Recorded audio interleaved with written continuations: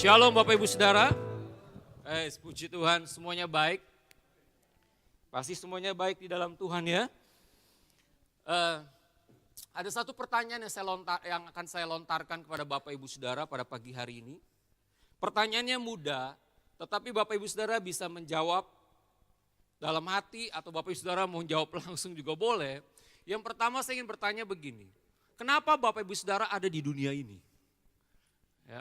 Kenapa saya Taufik kok ada di dunia ini? Gitu loh. Ya, bahkan kalau kita persempit, kenapa saya Taufik ini kok ada di Indonesia? Dipersempit lagi ada di Tangerang, dipersempit lagi kenapa bisa ada di MCC? Ya. Kalau kita telusuri semuanya ini membuat kita kagum dan takjub akan tindakan dan perbuatan Tuhan. Bukan hanya untuk dia melakukan hal-hal yang besar dalam kehidupan kita, tapi hal yang terkecil pun Tuhan sangat perhatikan. Tuhan sangat memperhatikan kita. Nah, pertanyaan saya yang kedua, kenapa kok Tuhan mau tebus kehidupan kita? Amin ya. Pertanyaan yang pertama, kenapa saudara ada dalam dunia ini? Pernah enggak saudara berpikir? Gitu loh. Saya tahu dan saya percaya bahwa Tuhan tidak hanya sekedar saudara diciptakan, lalu saudara mengisi, menambah jumlah jumlah penduduk di Indonesia atau dalam dunia ini, gitu loh. Tapi saya percaya ketika seseorang menciptakan handphone karena dia punya Dia punya tujuan agar handphone ini mempermudah untuk orang berkomunikasi. Betul ya? Kalau orang menciptakan kacamata untuk mempermudah orang bisa melihat dengan jelas kalau matanya mungkin sudah mengalami pengurangan dalam penglihatan.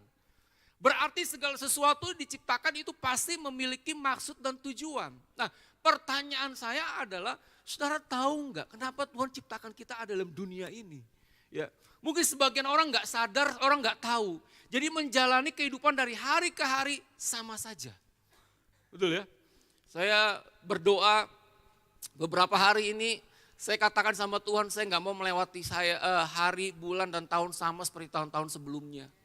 Saya enggak mau. Kalau kayak begitu berarti ada something wrong dalam hidup saya. Berarti bahwa saya enggak menemukan bahwa tujuan Tuhan setiap hari dalam hidup saya. Percaya enggak Bapak Ibu Saudara, waktu engkau duduk di tempat ini, hari Minggu ini, hari ini Tuhan punya tujuan dalam hidup kita.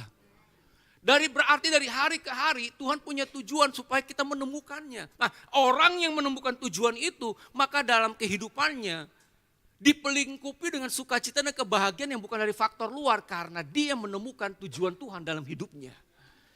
Nah, karena itu Bapak Ibu Saudara, kalau kita ada di tempat ini, tujuan yang pertama, kalau Tuhan ciptakan, Tuhan punya maksud dan tujuan di dalam kehidupan kita. Ketika kita menemukan itu, berarti kita sedang menemukan harta kekayaan surga dalam hidup kita. Amin ya. Ternyata kita menemukan harta yang luar biasa di dalam diri kita. Bukan hanya Allah yang Maha Kuasa berdiam di dalam kehidupan kita, tapi segala hikmatnya, segala kuasanya, segala rancangannya, segala tujuannya memenuhi kehidupan kita. Maka langkah-langkah dalam kehidupan kita, ada penderitaan, ada masalah, apapun yang terjadi, tidak menghalangi untuk kita tetap tertawa dan bersuka cita. Ini bukan teori saudaraku. Ini adalah sebuah kebenaran yang harus kita pahami dan kita tahu. Kalau Tuhan itu punya tujuan dan rancangan yang terbaik dalam kehidupan kita. Amin ya. Nah, karena itu Bapak Ibu Saudara, kalau kita menemukan kenapa Kristus mau menebus kita, ya, karena kita sudah ada dalam dunia ini, Tuhan sudah ciptakan kita, diperlengkapi, disempurnakan, supaya kita ini tidak hanya muter-muter dalam dunia ini. Betul ya? Saudara tahu bahwa dalam dunia ini kan penuh dengan penyesatan. Ya, penuh dengan kegelapan. Makanya Kristus datang supaya ada penebusan, supaya saudara ini kembali kepada segambar serupa dengan Dia dan diciptakan, dan saudara mulai berjalan dengan rancangan-rancangan Tuhan yang sempurna. Nah, untuk hal kita menuju ke sana, kita harus memahami, kita harus mengerti siapa saya sebenarnya. Siapa diri saya sebenarnya? Saya adalah Taufik. Nama saya Taufik diberikan oleh orang tua saya. Tapi lebih daripada itu, saya bukan hanya penduduk warga negara Indonesia. Saudara, amin gak nih? Bahwa nama saya, nama saudara dicatat dalam buku kehidupan dan tercatat dalam warga negara surga. Amin. Ya, memang di dompet kita ada KTP, kartu tanda penduduk Indonesia, ya. Domisili sesuai dengan di mana saudara tinggal. Tapi lebih dari semua itu, kita punya KTP yang tidak terlihat, tapi dimeteraikan oleh Roh Kudus dalam diri kita, bahwa kita adalah milik Tuhan. Nah, Alkitab pun mengatakan seperti ini, meneguhkan kita dalam Yesaya pasal yang ke-43, ayat yang pertama dan ayat yang ke-7. Kenapa saya ada di situ, kalau nggak salah di dalam perikop itu ada ayat 1 sampai ayat 7. Tapi saya baca ayat 1, saya lompat ke ayat 7. Di tengah-tengahnya itu adalah tindakan Tuhan, ya. Itu nanti ada khotbahnya tersendiri, ya. Jadi saya baca ayat 1 sampai 7 saja dulu ya. 1 dan 7 maksud saya. Kita buka. Nah, ya. Tetapi, nah ini ayatnya cuma 2 ayat, kita baca sama-sama saja ya. Amin. Saudara masih dengar? Haleluya. 1, 2, 3. Tetapi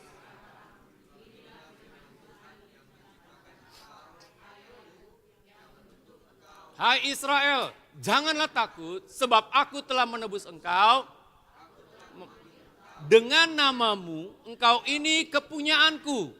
Semua orang yang disebutkan namaku, yang kuciptakan untuk kemuliaanku, yang kubentuk dan yang kujadikan. Wis, ini sesuatu yang sangat dalam sekali kalau kita membaca ayat ini. Ini merupakan bagaimana respon Tuhan terhadap kita dan bagaimana penglihatan Tuhan, bagaimana sudut pandang Tuhan mengenai kita. Nah, Bapak Ibu Saudara, kita bisa melihat ya, Israel yang telah dipilih dan dipanggil dengan nama Tuhan. Ini berbicara di dalam budaya orang Yahudi, kalau menyebut nama seseorang itu berarti memiliki hubungan yang khusus. Ya, memiliki sebuah kedekatan, Saudaraku. Ya. Nah, ini kalau kita melihat dari 2 ayat ini menyatakan bahwa saudara dan saya itu adalah bukan orang asing. Saudara dan saya adalah milik kepunyaan Tuhan. Bilang, saya kepunyaan Tuhan. Nah, yang saya mau sampaikan dari pembacaan dari 2 ayat ini, saudara perlu tahu, saudara perlu paham bahwa bangsa Israel pada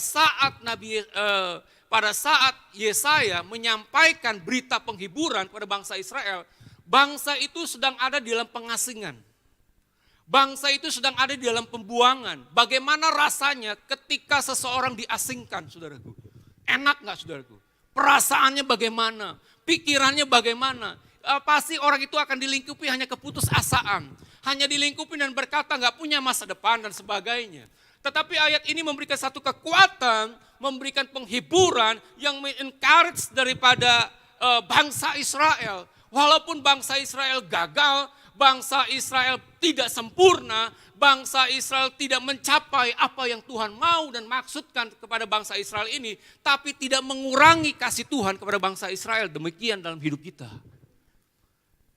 Kasih Tuhan yang sempurna tetap hadir dalam hidup kita setiap hari. Sekalipun kita gagal melakukan firman Tuhan, tapi kasihnya gak pernah berubah. Yang bangsa lain membuang engkau, mengasingkan engkau, tetapi biar bagaimanapun engkau adalah milik kepunyaanku. Jadi identitas kita Bapak Ibu Saudara mengingatkan bahwa mereka itu adalah umat pilihan Tuhan. Dan mereka memiliki identitas secara khusus sebagai miliknya. Panggilan nama Tuhan itu menunjukkan adanya sebuah kedekatan, hubungan, dan perlindungan Tuhan terhadap bangsa Israel. Nah, seharusnya dengan hal ini mengingatkan kita. Sekalipun kita ada di tengah-tengah keluarga yang tidak mampu. Sekalipun kita ada di tengah-tengah keluarga yang mungkin broken home. Sekalipun kita ada di tengah-tengah keluarga yang mungkin kacau dan sebagainya. Tapi tidak menghilangkan identitas kita sebagai milik Tuhan. Amin. Saudara dan saya adalah milik Tuhan. Kalau saudara adalah milik Tuhan, saya percaya Tuhan tidak akan pernah membiarkan apapun yang terjadi dalam kehidupan kita dengan kita berjalan sendirian. Amin. Kalau saudara adalah milik Tuhan, saya percaya bahwa siapapun kuasa di dalam dunia ini termasuk setan dan iblis, dia tidak akan mampu merebut kita dari tangan Tuhan. Karena kita adalah milik Tuhan. Saudara, kalau kita baca dalam Alkitab tentang identitas kita, ya, bahwa kita ini adalah milik daripada Tuhan. Bahkan di dalam 1 Petrus pasal 2 ayat 9 meneguhkan kembali bahwa kita ini adalah umat yang luar biasa. Ya. Kita ini bukan hanya Tuhan milik kita, ya, atau kita milik Tuhan. Tapi Alkitab mengatakan di dalam 1 Petrus pasal 2 ayat 9 bilang begini. Kita baca sama-sama yuk. Bisa ditampilkan ayatnya. Nah, yuk. 1, 2, 3. Tetapi kamulah bangsa yang imamat, yang rajani, bangsa yang kudus, umat kepunyaan Allah sendiri. Supaya kamu memberitakan perbuatan-perbuatan yang besar dari Dia yang telah memanggil kamu keluar dari kegelapan kepada terangnya yang ajaib. Saudara, ini diteguhkan kembali. Ya, kalau saudara bisa lihat bahwa kamu adalah bangsa yang terpilih. Di tengah-tengah situasi, di tengah-tengah suatu daerah yang mungkin terpencil yang namanya Rawa Kucing. Rawa Kucing. Orang kalau saya tanya di orang Jakarta Rawa Kucing itu di mana? Gak ada yang tahu. Hanya orang Sewan yang tahu Rawa Kucing. Sekalipun mereka tahu, mereka akan bertanya, kenapa disebut dengan Rawa Kucing? Ya, saudara, walaupun saudara ada di tengah-tengah kota yang terpencil, ada di Rawa Kucing, tapi saudara adalah orang-orang yang dipilih oleh Tuhan. Amin. Ternyata Tuhan gak milih orang-orang di kota besar, tapi orang-orang di daerah yang terkecil pun Tuhan pilih kita dan kita menjadi miliknya. Amin. Kalau kita jadi miliknya, jangan coba-coba untuk merebutnya. Jangan coba-coba untuk apa tuh? Noel saudaraku. Jangan coba-coba untuk nyenggol saudaraku. Ya, kalau saya ambil handphonenya Pak Gideon, lalu saya tiba-tiba dengan Pak Gideon saya banting. Pak Gideon marah enggak? Enggak marah di depan saudara. Tapi mungkin di luar itu pasti dia marah. Lu ngapain lu? Handphone saya dibanting, kenapa? Itu karena kepunyaannya. Tapi kalau saya punya handphone saya banting, siapa yang marah? Laura yang marah istri saya. Pengeluaran duit lagi. Ya enggak. Maksudnya gini saudara. Bahwa kita tuh adalah identitas kita adalah umat pilihan Tuhan loh. Kalau umat pilihan tuh berarti ada banyak umat-umat yang lain. Dari sekian banyak Tuhan pilih kita. Ya, Tuhan panggil kita, Ibu Vivi, kamu adalah milik saya. Siapapun yang Noel kamu berurusan dengan saya. Kita adalah umat pilihan. Dan kita itu adalah biji matanya. Nah, bicara mengenai biji mata nih saudara. Saya mau kasih ilustrasi. Ya, dengan sebuah kesaksian yang pernah saya alami beberapa tahun yang lalu saudaraku. Ya, tapi ini menguatkan saya juga, meneguhkan bahwa saya milik Tuhan sepenuhnya ya. Saya biji matanya Tuhan. Satu hari Bapak Ibu Saudara, saya ingat itu hari Jumat saudaraku. Hari Jumat. Biasa kalau saya datang ke kantor, saya tiap pagi saya harus baca Alkitab. Saya baca Alkitab dulu. Tapi hari itu saya bilang dalam hati saya, malas baca Alkitab. Hari ini jangan baca Alkitab dulu lah. Saya ambil koran saudaraku, secara fisik ya. Biasa kalau saya baca koran itu di waktu senggang, pas istirahat. Tapi hari itu seharusnya baca Alkitab, saya baca koran. Ya. Dan itu saya ingat koran itu masih baru, masih grace karena koran itu baru datang. Belum dibuka, berita belum dibaca, baru dibuka saudaraku. Itu lembaran, kalau nggak salah 41 lembar itu saya bingung, saya belum, pada waktu itu saya baca koran itu bukan pertama kali loh, sering baca koran. Tapi kenapa pada waktu baru buka, tiba-tiba ujung koran itu kena mata saya. Kena mata saudaraku. Lalu saya bilang, aduh ini mata kenapa ya, nggak bisa lihat gitu. Saya pikir biasalah kayak orang kelilipan gitu kan, kena debu, cuci muka aja juga hilang. Saya bilang, cuci muka, tapi nggak hilang.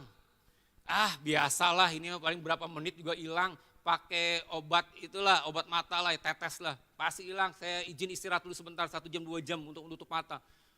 Nggak bisa hilang. Itu semakin parah saudara, itu merah sekali.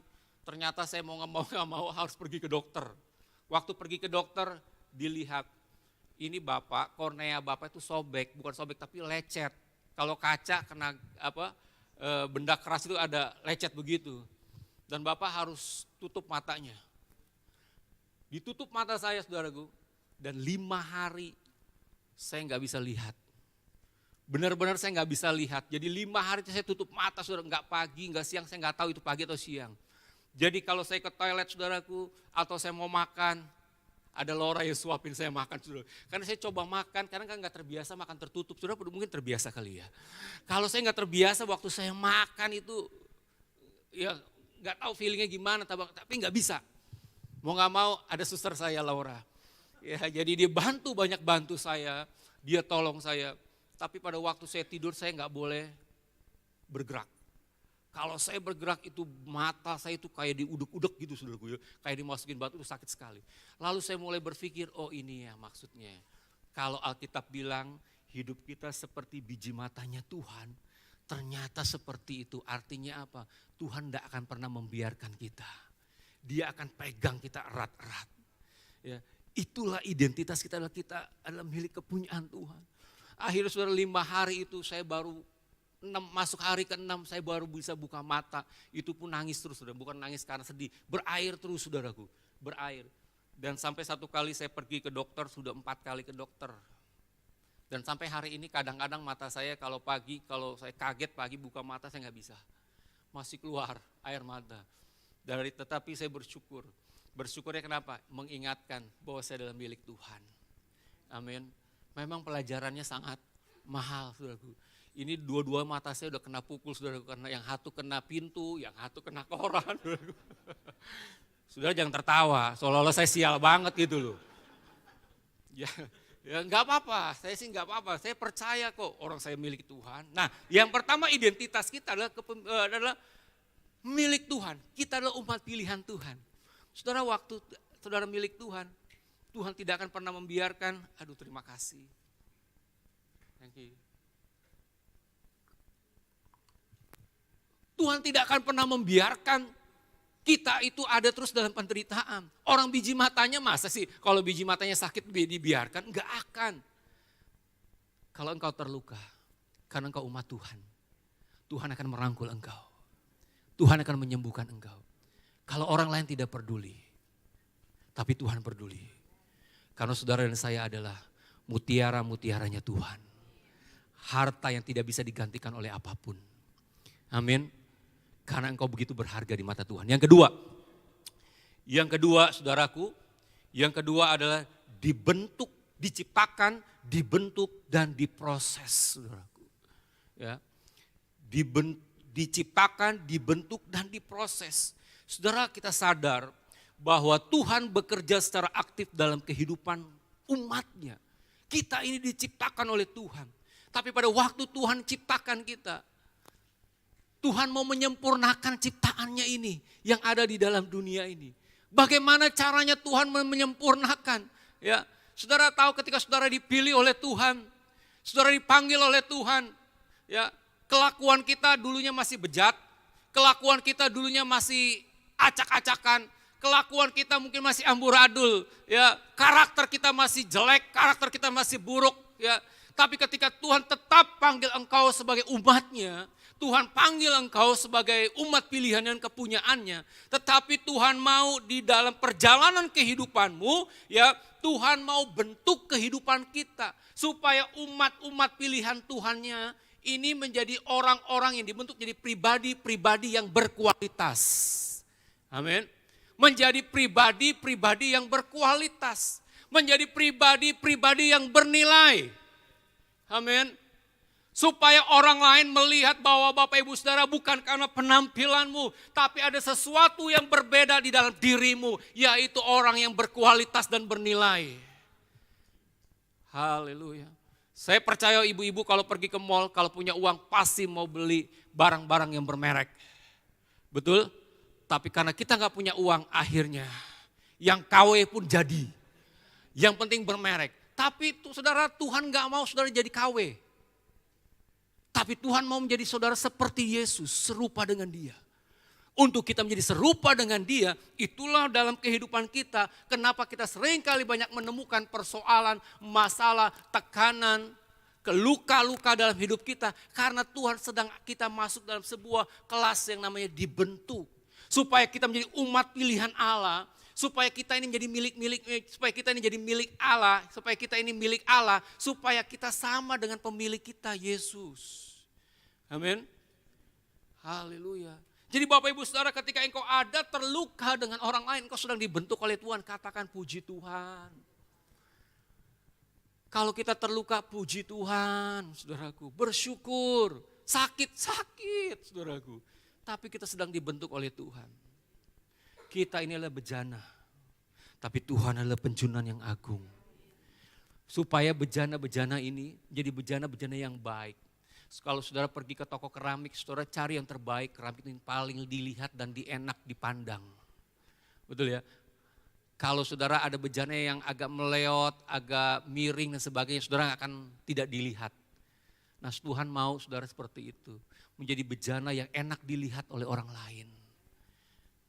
Tapi saudaraku, waktu kita diproses dibentuk gak enak, sakit. Ya, masa sih ketika saya diperlakukan tidak adil oleh orang lain, Tuhan bilang, Taufik ngalah. Suruh ngalah, gimana ngalah? Sakit gak? Gak bisa Tuhan. Justru itulah Tuhan sedang bentuk hati saya supaya egonya Taufik ini semakin turun. Semakin turun. Tapi gak bisa Tuhan, gak bisa dia pukul meja, saya kalau dia pukul meja, saya lebih lagi pukul yang lainnya Tuhan. Misalnya gitu. Gak bisa. Tuhan bilang gak perlu pakai pukul-pukulan meja. Tapi elus dada kamu. Wah. Ternyata saya sedang dibentuk oleh Tuhan. Makanya saya suka sekali dengan tanaman padi, saudaraku. Padi itu kan sebuah tanaman yang sangat bermanfaat buat manusia. Khususnya buat orang Indonesia jadi bahan pokok. Tapi ketika padi itu ditanam, saudara bisa lihat gak? Itu pohon itu kaku sekali ke atas. Tegak sekali, saudaraku. Sampai dia besar pun masih tegak, saudaraku. Ya. Sampai dia menumbuhkan bulir, dia masih tegak. Betul ya? Masih tegak karena bulirnya masih hijau. Tapi semakin bulir itu semakin kuning, dia mulai turun. Dia mulai turun dan dia mulai turun. Hidup kita harus seperti itu. Semakin kita terhubung dengan Tuhan, semakin kita mengenal Tuhan, kita semakin menunduk dan Tuhan semakin ditinggikan dalam hidup kita. Emang enggak enak tuh dibentuk Tuhan. Tapi hari ini saya berdoa sama Tuhan. Yuk kita semuanya mau dibentuk oleh Tuhan. Amin.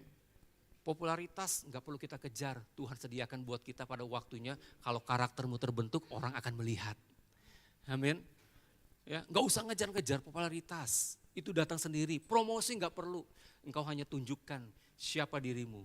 Saya adalah identitas, saya adalah umat pilihan Allah yang dibentuk di proses supaya saya memiliki integritas. Nah endingnya, tujuannya adalah apa? Hidup untuk memuliakan Tuhan. Kalau identitas kita sebagai umat pilihan Tuhan, kita milik Tuhan.